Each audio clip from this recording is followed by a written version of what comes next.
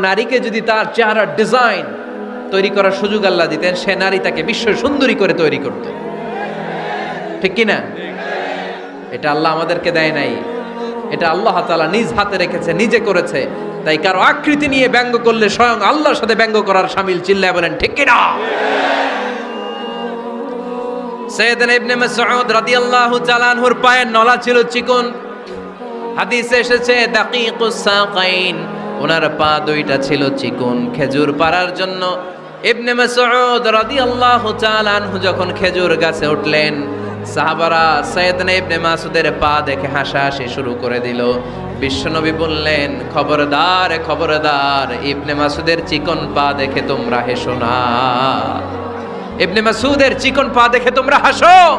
কিয়ামতের ময়দানে ইবনে মাসউদের এই চিকন পা গুলো যদি মিজানের পাল্লায় রেখে দেওয়া হয়, এই পা দুইটার ওজন উহুদ পাহাড়ের চেয়ে ওজনওয়ালা হয়ে যাবে।